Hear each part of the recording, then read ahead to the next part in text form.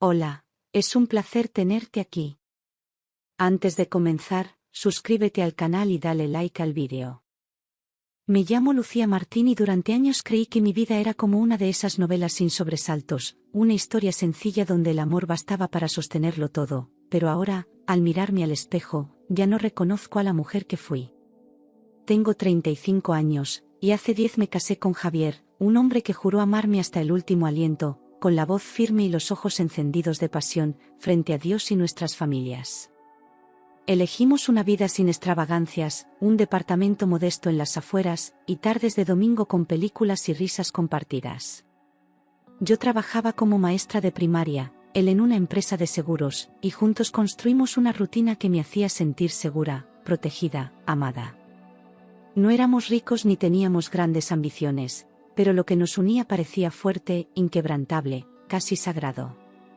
Hoy, sin embargo, al recordar esos días, algo dentro de mí se rompe, porque no sabía que el amor también podía esconder veneno. Siempre pensé que nuestro matrimonio era estable, no perfecto, pero sí construido sobre bases sinceras. No necesitábamos joyas ni viajes exóticos para ser felices, con una pizza casera y su mano sobre la mía, el mundo parecía estar en paz. Javier solía despertarme con besos en la frente y preparar el café antes de irse al trabajo. En las noches, hablábamos de cosas pequeñas, el perro del vecino, una serie nueva, el precio del aceite. Yo creía que eso era amor real, constante, simple y verdadero. Pero hace unas semanas, algo comenzó a torcerse, casi imperceptible, como una corriente fría que entra por una rendija y va apagando el calor sin que te des cuenta. Javier ya no me miraba como antes, ni me tocaba como antes, ni me hablaba como antes. Había en su voz una prisa, una distancia, un tono que me hacía sentir fuera de lugar en mi propia casa. Dejó de hacer preguntas sobre mi día, y cuando yo hablaba, su atención parecía en otro sitio. Empecé a preguntarme si había hecho algo mal. Las cenas se volvieron momentos de incomodidad, donde los cubiertos hacían más ruido que nuestras voces. Yo servía la comida con una sonrisa tensa, intentando rescatar algo de nosotros, pero él apenas comía y siempre tenía prisa por irse al despacho. Las risas desaparecieron sin que nos despidiéramos de ellas, como si nunca hubieran existido. Sus ojos, que antes me desnudaban con ternura, ahora pasaban por mí como si fuera una sombra. A veces, el silencio dolía más que cualquier palabra cruel. Cuando por fin reuní el valor para preguntarle si todo estaba bien, si había algo que yo no sabía, su respuesta era siempre la misma: es el trabajo. Me lo decía sin mirarme, sin detener lo que hacía, como si no mereciera más explicación. Cada vez que lo decía, sentía que una parte de mí se encogía un poco más. Yo quería creerle, necesitaba creerle, porque aceptar otra cosa habría sido abrir una herida que aún no estaba preparada para enfrentar. Pero su voz ya no sonaba cansada, sonaba vacía. Fue entonces cuando empecé a notar su obsesión repentina con el móvil, ese aparato que antes olvidaba en cualquier rincón de la casa. Ahora lo llevaba consigo hasta el baño, lo ponía bajo la almohada por las noches y lo mantenía en silencio. Si sonaba, salía del salón para contestar, como si yo no pudiera o no debiera escuchar. Nunca lo dejaba cargando lejos, y hasta desactivó las notificaciones de la pantalla. Fue imposible no sentir que escondía algo. Un día, sin querer, pasé cerca mientras él usaba el móvil y vi cómo bloqueaba la pantalla con una rapidez instintiva, casi como si yo fuera un ladrón. Su expresión cambió, se tensó, como si me hubiera atrapado en medio de un crimen. Fingí no haber notado nada, pero mi corazón comenzó a latir con fuerza. Esa reacción no era la de alguien que solo revisa correos del trabajo. Empecé a observarlo con otros ojos, y el amor se fue tiñendo de desconfianza. Por las noches, fingía dormir solo para ver qué hacía, y lo vi varias veces escribiendo en la oscuridad, con la cara iluminada por la luz tenue del móvil. Sus dedos se movían rápido, y su expresión era concentrada, incluso nerviosa. No eran correos, ni chats de grupo, escribía como quien tiene algo prohibido entre las manos. Cuando escuchaba que yo me movía, apagaba el móvil de inmediato. Yo cerraba los ojos, pero el alma se me iba abriendo en dos. Empecé a vivir en un estado de alerta constante, con el pecho apretado y el estómago revuelto cada vez que lo escuchaba llegar. Algo dentro de mí gritaba que aquello no era normal, que no era solo una etapa. Pero, ¿cómo acusar a alguien sin pruebas? ¿Cómo enfrentar lo que no se puede tocar? Lo observaba como se observa a un desconocido peligroso, con cautela, con miedo, con una mezcla amarga de rabia y amor. El presentimiento se hizo parte de mí, como una sombra que no me soltaba. Y entonces, una mañana como cualquier otra, ocurrió algo que cambió el curso de todo. Estaba en la cocina, preparando café, cuando escuché un golpe seco en el suelo del salón. Me asomé y vi a Javier agachado, maldiciendo por lo bajo, con su móvil roto entre las manos. Lo había dejado caer, y al levantarlo, el cristal estaba completamente agrietado. Me miró con fastidio, como si yo tuviera la culpa de que sus secretos hubieran tocado el suelo. El teléfono ya no encendía, ni respondía a ningún botón, y Javier, desesperado, empezó a golpearlo contra la palma de la mano como si eso fuera a arreglarlo. Se puso de pie furioso, murmurando que lo llevaría a reparar cuanto antes. Yo me ofrecí a ayudar, pero me fulminó con una mirada helada. Tomó su chaqueta y salió de casa sin despedirse, dejando atrás un silencio más pesado que nunca. No sabía qué había dentro de ese móvil, pero por primera vez quise saberlo todo. Cuando volvió esa noche, traía el rostro endurecido, las cejas fruncidas y un silencio que pesaba como plomo. Respondía con monosílabos y ni siquiera tocó la cena que le había preparado. Maldijo por lo bajo varias veces, como si el universo entero conspirara contra él. Yo solo lo observaba, intentando descifrar si su enojo era por el teléfono, o por algo mucho más profundo. En su mirada no había cansancio, había frustración, rabia contenida y algo que no quise nombrar, miedo. Al día siguiente, mientras se ajustaba la corbata frente al espejo, me dijo sin mirarme que llevaría el móvil al taller de reparación después del trabajo. Yo asentí, fingiendo que me daba igual, aunque por dentro ya comenzaba a trazar preguntas que no podía detener. Me pareció extraño que no lo hiciera antes, siendo algo tan importante para él. Lo metió en una pequeña bolsa y lo guardó como si llevara un tesoro frágil. Yo ya no tenía dudas, algo en ese teléfono podía cambiarlo todo. 2 días después, mientras yo preparaba clase para mis alumnos, me llamó por teléfono con un tono tranquilo, casi indiferente. «Cariño, no voy a poder pasar por el taller, ¿podrías ir tú a recoger el móvil?», me dijo, como si me estuviera pidiendo pan. Me congelé, porque nunca me dejaba tocar ese aparato ni por accidente.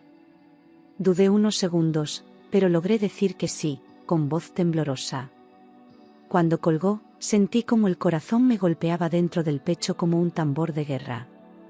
Antes de salir para el trabajo, me entregó una hoja arrugada con los datos del taller y me dijo: «No te preocupes, solo diles que eres la esposa de Javier Ruiz». Lo dijo con naturalidad, como si nada importara, como si no ocultara nada. Sonrió de forma forzada, sin mirarme a los ojos, y me dio un beso en la mejilla que se sintió más frío que un adiós. Por primera vez sentí que me estaba poniendo una máscara delante. Y por dentro, yo ya no confiaba en nada. Durante todo el camino hasta el taller, no pude dejar de pensar en lo extraño que era que me pidiera algo así, el que siempre protegía su móvil como si fuera parte de su cuerpo. Me pregunté si realmente confiaba en mí o si no tenía otra opción. Algo no encajaba, algo estaba fuera de lugar, como una nota desafinada en medio de una canción. Aún así, seguí conduciendo, impulsada por una mezcla de ansiedad y una intuición que me gritaba que no diera media vuelta. Era ahora, o nunca. Cada semáforo en rojo parecía una señal del destino, una advertencia que yo no sabía interpretar. Miraba por la ventana y todo me parecía ajeno, como si estuviera en una ciudad desconocida, viviendo una vida que ya no era mía. Llevaba las manos apretadas al volante, como si soltarlo fuera a hacerme caer. Aquel trayecto, que apenas duraba 15 minutos, me pareció eterno. Cuando por fin aparqué frente al local, tuve que quedarme un momento sentada, respirando hondo, antes de entrar. Un chico joven, de rostro pálido y ojeras marcadas, salió del fondo del local en cuanto escuchó el timbre de la puerta. Me miró con desconfianza al principio, como si no esperara a nadie. ¿En qué puedo ayudarla?, preguntó, sin mucha energía. Le di el nombre de Javier Ruiz, y al oírlo, cambió por completo, su espalda se tensó y sus ojos se volvieron serios. Supe, en ese instante, que algo no estaba bien. Y él también lo sabía. El técnico me miró durante varios segundos antes de hablar de nuevo, como si estuviera dudando si debía decir algo más. ¿Es usted la esposa de Javier Ruiz?, preguntó finalmente, con una voz tan baja que casi no pude oírla. Asentí, aún sin entender qué estaba pasando, con un nudo formándose en la garganta. El chico tragó saliva y miró hacia la parte trasera del local, como buscando confirmación invisible. Luego volvió a mirarme con una expresión completamente distinta, miedo. En ese momento, sentí un escalofrío recorrerme la espalda, como si algo invisible me envolviera. Todo mi cuerpo reaccionó antes que mi mente. Supe, con una certeza inexplicable, que estaba a punto de escuchar algo terrible. El corazón me latía en los oídos y las manos comenzaron a sudarme. ¿Por qué está tan nervioso?, le pregunté, intentando sonar firme. Él no respondió de inmediato. Solo bajó la mirada, y después, muy despacio, me lo dijo. Señora, cancele las tarjetas, cambie las contraseñas y huya de inmediato. Esa fue su frase, seca, contundente, como un disparo al alma. Me quedé paralizada, sin entender, sin saber si aquello era una broma macabra o el principio de una pesadilla. ¿Qué ha visto?, le pregunté, sintiendo que el suelo comenzaba a tambalearse bajo mis pies. Él no respondió al instante, solo caminó hasta el mostrador, sacó el móvil reparado, y me lo mostró. Y lo que vi allí me rompió por dentro. Me quedé inmóvil, sin comprender del todo lo que acababa de escuchar. ¿Por qué dice eso?, logré preguntar, sintiendo como la voz me temblaba más que las manos. El técnico no me miraba directamente, como si temiera herirme con la verdad. A mi alrededor, el taller parecía desvanecerse, reducido a un zumbido lejano. Sentí que algo muy oscuro se estaba abriendo ante mí, algo que iba a cambiar mi vida para siempre. El chico respiró hondo, se pasó una mano por el cuello y encendió la pantalla del móvil con cuidado, como si sostuviera una bomba a punto de explotar. Mire usted misma, murmuró. En la pantalla aparecieron mensajes recientes, conversaciones privadas llenas de nombres, fechas y promesas. Él no añadió nada, me dejó ver. Y en ese instante, el aire se volvió pesado, y mi mundo comenzó a resquebrajarse. Había mensajes con una mujer llamada Sara, palabras cargadas de pasión y planes compartidos que me resultaban insoportables de leer. Ella le decía que lo amaba, que no aguantaba más, que lo quería solo para ella. Mis ojos corrían por las frases, incapaces de detenerse, mientras el corazón me golpeaba el pecho con violencia. Todo lo que yo creía conocer se desmoronaba frente a una pantalla. Javier tenía otra vida, y otro amor. Entre los mensajes, uno destacó sobre todos: no puedo esperar más, ¿cuándo lo harás? Sentí un nudo en el estómago tan fuerte que me dejó sin aire. No entendía a qué se referían, pero la pregunta me heló la sangre. El técnico me observaba con lástima, como si supiera lo que vendría después. Seguí deslizando el dedo, temblando, hasta encontrar la respuesta de Javier, y entonces lo comprendí todo. Pronto. Ya he comprado las gotas. Diré que fue un infarto. Esa línea se grabó en mi mente como una cicatriz ardiente. Me llevé la mano a la boca, intentando contener un grito que no salió. Las piernas me fallaron y tuve que apoyarme en el mostrador para no caer. El técnico me ofreció ayuda, pero yo solo podía mirar la pantalla, incapaz de asimilar que el hombre con el que dormía planeaba mi muerte. Quise cerrar los ojos, pero el horror seguía allí. Sentí como el cuerpo me temblaba entero, desde los dedos hasta la voz. El suelo parecía moverse bajo mis pies, y tuve que agarrarme al borde del mostrador para no caer. Todo giraba a mi alrededor, pero en mi cabeza solo resonaba una palabra: infarto. Quise pensar que era un error, una broma cruel, una conversación sacada de contexto. Pero el miedo no deja lugar para mentiras, el miedo reconoce la verdad aunque duela.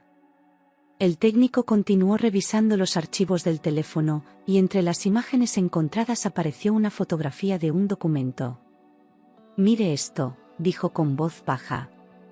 Era una póliza de seguro de vida recién contratada, y mi nombre aparecía claramente como beneficiaria. Noté que el aire se escapaba de mis pulmones mientras leía. Javier había planeado todo con precisión, amor, traición y muerte, en una misma jugada. Allí estaba, frío, innegable, Lucía Martín, beneficiaria, Javier Ruiz Álvarez. Sentí una mezcla de repulsión y vértigo, como si el alma quisiera salirse del cuerpo. Aquello no era solo una infidelidad, era una sentencia firmada. Yo era su inversión, su salida, su cifra en un papel. Nunca imaginé que mi nombre, el mismo que él decía con ternura, acabaría siendo parte de su plan para matarme. En la parte inferior del documento, el monto brillaba como un insulto, 300.000 euros. El técnico me explicó que la póliza se había firmado hacía apenas 2 meses, y yo recordé cómo Javier insistió en que actualizáramos nuestros papeles, por seguridad. Todo encajaba con precisión enfermiza. Lo había planeado todo mientras me abrazaba cada noche. En ese instante, entendí que si no salía de allí, podía ser demasiado tarde. El chico, al verme pálida y con los labios secos, me ofreció un vaso de agua que apenas pude sostener. Mis manos temblaban tanto que el cristal tintineaba contra mis dedos. Bebí un sorbo y sentí el sabor metálico del miedo en la lengua. No podía pensar con claridad, solo quería correr, desaparecer, borrar cada recuerdo de ese hombre. El técnico me miró con compasión, consciente de que acababa de salvar una vida sin proponérselo. Con las manos todavía temblorosas, saqué mi propio móvil y comencé a fotografiar cada conversación, cada captura, cada prueba que demostrara lo que estaba viendo.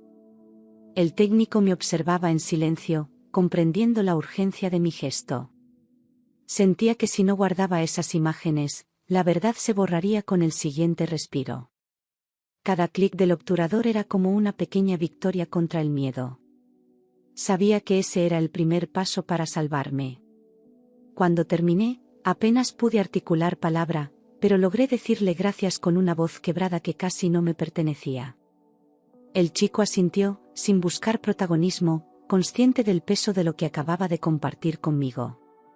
Le di la mano y sentí su pulso agitado, tan humano como el mío.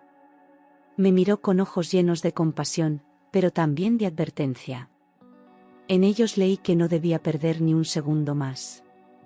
Salí del local sin mirar atrás, con las piernas rígidas y el corazón desbocado, temiendo que Javier pudiera aparecer en cualquier momento.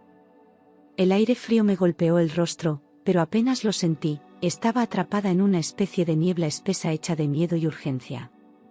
Caminé rápido, casi corriendo, hasta el coche. No sabía a dónde ir, solo sabía que tenía que alejarme. La palabra huir era lo único claro en mi mente. Conduje de vuelta intentando controlar el temblor de mis manos, repasando mentalmente cada detalle del descubrimiento. Cuando aparqué frente a casa, respiré hondo varias veces antes de atreverme a entrar. Todo parecía igual, como si nada hubiera pasado, pero yo ya no era la misma. Crucé el umbral con cautela, temiendo que él estuviera allí.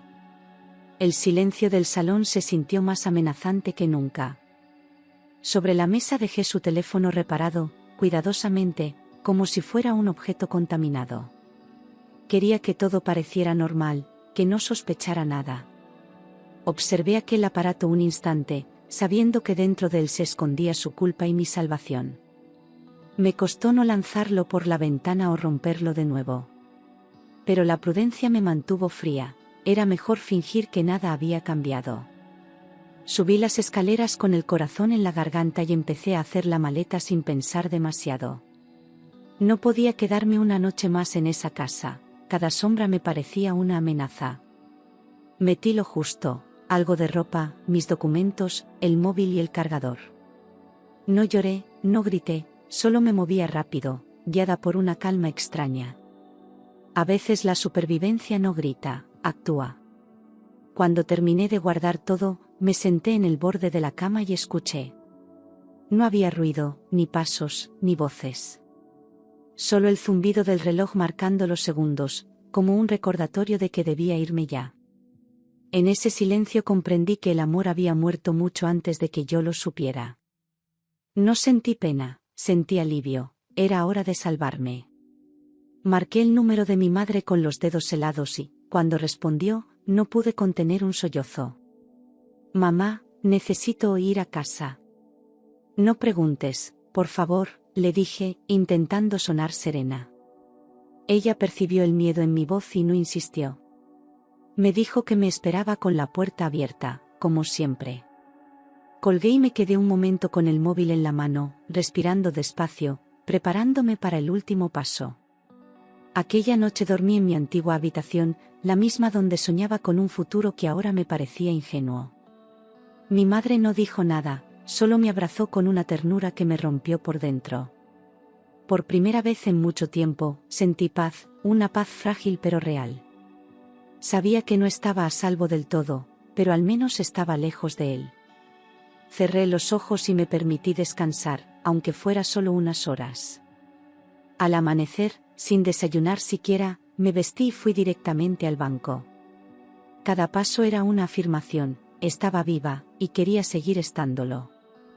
Entregué mis documentos con firmeza y pedí hablar con un gestor.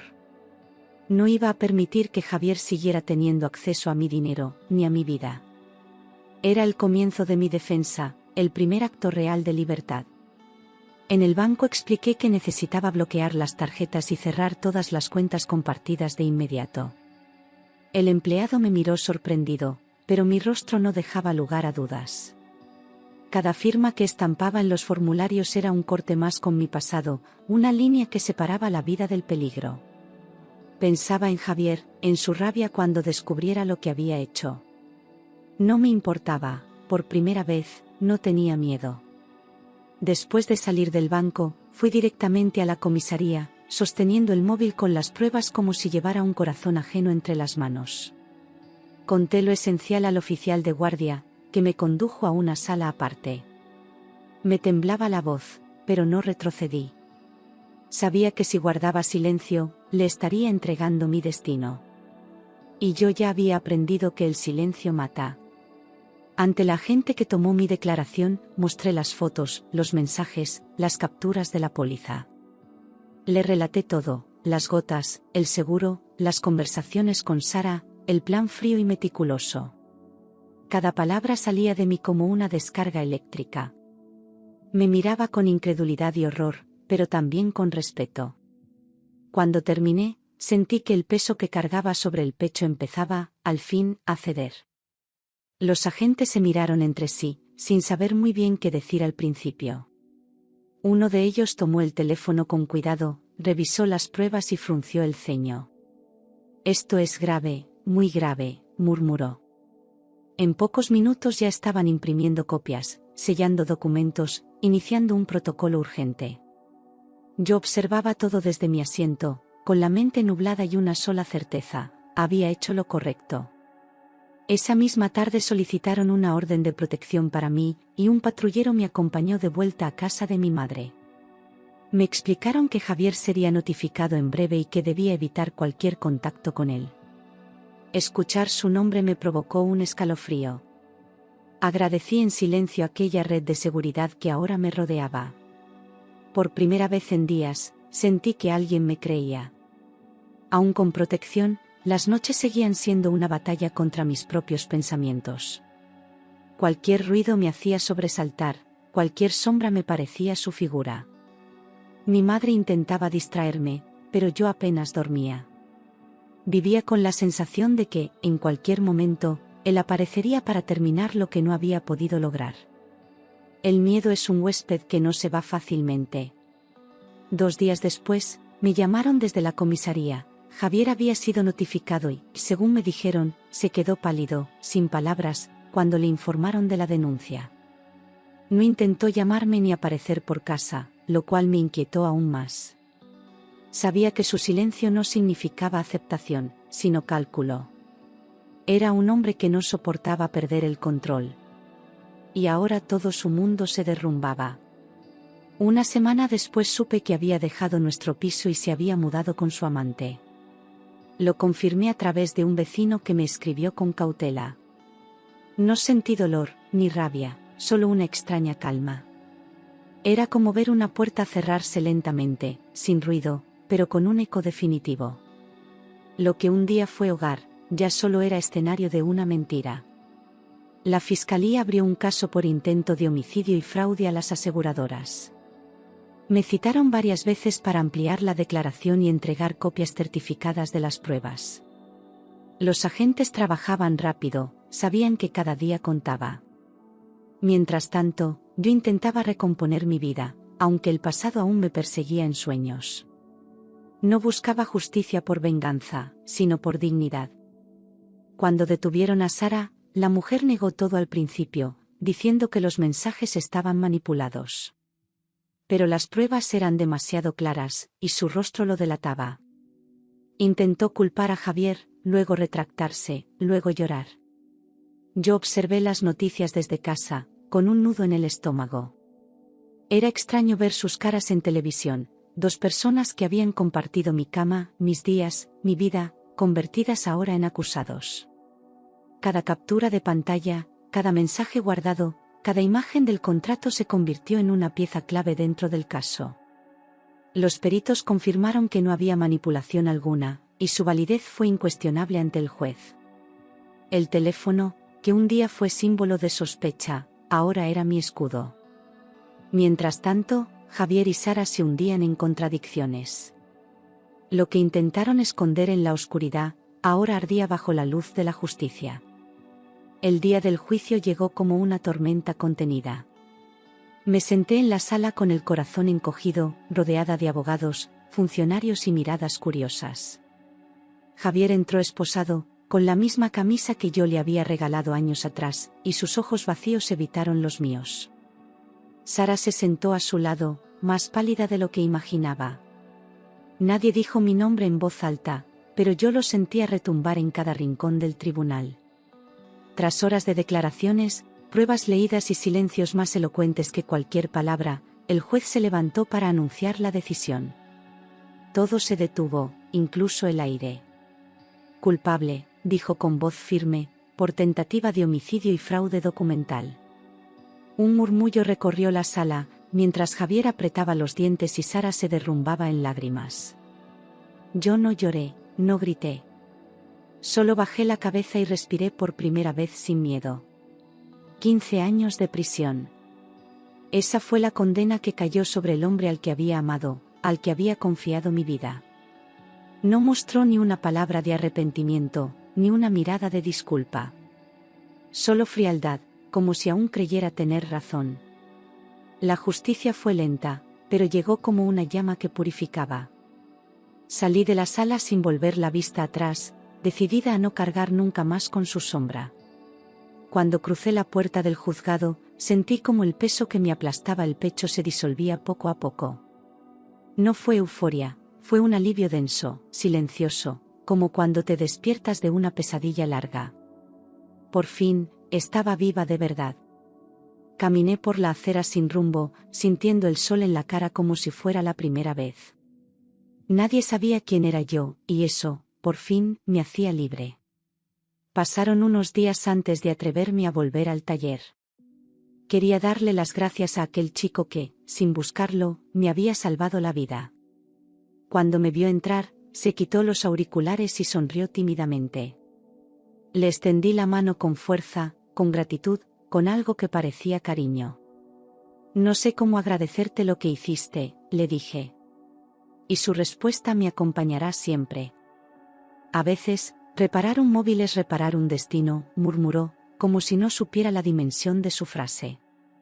Me reí por primera vez en mucho tiempo, una risa suave, liberadora, sin dolor. Me ofreció un café, lo rechacé con cariño, pero me quedé un par de minutos más. Él no preguntó nada más, entendía que algunas heridas no necesitan ser explicadas. Me fui sabiendo que había encontrado un ángel en el lugar más inesperado. Pocos meses después, decidí dejar Madrid y empezar de nuevo en Valencia. No fue fácil empaquetar una vida, pero tampoco quise llevar nada que oliera a él. Alquilé un piso pequeño cerca del mar, con ventanas grandes y paredes blancas. Allí todo era distinto, los olores, los sonidos, el cielo. Me prometí que esa vez, la historia la escribiría yo. Encontré trabajo en una librería de barrio, de esas donde el silencio habla más que las palabras. La dueña, una mujer amable y solitaria, me recibió sin preguntas. Pasaba los días entre páginas, historias y café caliente, sintiendo como el alma volvía a su sitio. Nadie sabía mi pasado, y yo no necesitaba contarlo. Por primera vez, el presente era suficiente. Y entonces conocí a Andrés, un cliente habitual que venía cada semana a buscar novelas de historia. Tenía una mirada tranquila, una voz pausada y una risa que no pedía permiso. Empezamos hablando de libros, seguimos compartiendo cafés, y sin darme cuenta, comencé a esperar sus visitas. No me pidió nada, solo estuvo ahí, con una paciencia que curaba. El amor, cuando es verdadero, no entra como tormenta, llega como brisa. Con Andrés aprendí que el amor no siempre nace del fuego, a veces florece del silencio compartido y la mirada que no exige. Empecé a confiar de nuevo, no porque él lo pidiera, sino porque su presencia me devolvía la calma. Me mostró que no debía tener miedo de ser vulnerable, que el pasado no me definía. Con cada gesto, me ayudó a reconstruirme, ladrillo a ladrillo. Y yo, por fin, me permití amar sin dolor. Juntos construimos un hogar sencillo, sin fantasmas ni mentiras, donde el sonido de las risas reemplazó al eco del miedo. Aprendí a dejar las puertas abiertas sin sentir amenaza, y a dormir sin mirar el reloj. Pusimos plantas en la terraza y fotos nuevas en las paredes, llenando el espacio de vida. Andrés no ocupó un vacío, construyó conmigo algo nuevo. Y eso, después de todo, era la mayor victoria. A veces, cuando suena un teléfono de madrugada, todavía me estremezco. Hay heridas que no se cierran del todo, solo se acomodan en el cuerpo como cicatrices silenciosas. Pero ya no huyo de ellas, las reconozco, las acepto, las abrazo. Aprendí que sobrevivir no es olvidar, sino seguir viviendo con lo aprendido. Y yo he aprendido a no dejar nunca más que el amor me ciegue. Hoy puedo decirlo con la voz firme y el alma en paz: aquel día no solo descubrí la verdad, salvé mi vida. No fue suerte, fue instinto, fue coraje, fue amor propio. El infierno que viví me enseñó a reconocer la luz cuando llega. Y aunque no olvido lo que pasó, ahora camino sin miedo, con los ojos abiertos y el corazón entero. ¿Por qué sobreviví?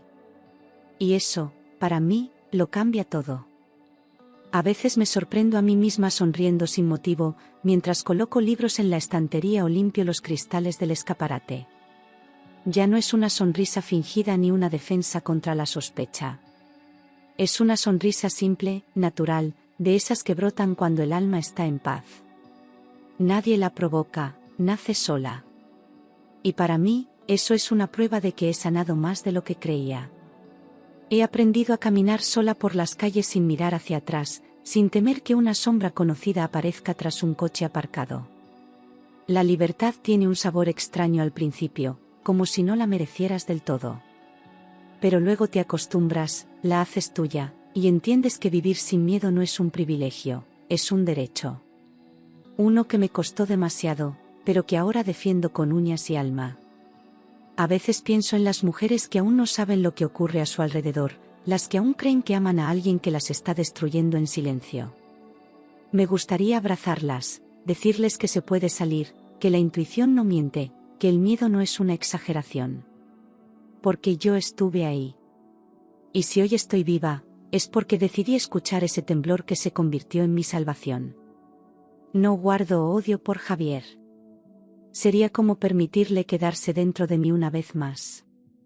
Lo que hizo ya no tiene poder sobre mí. No olvido, pero tampoco permito que me consuma. Le quité el control el día en que decidí hablar, el día en que dejé de preguntarme, ¿por qué yo?, y comencé a decir, ¿y ahora qué voy a hacer con mi vida? Y desde entonces, cada día ha sido una respuesta. El amor,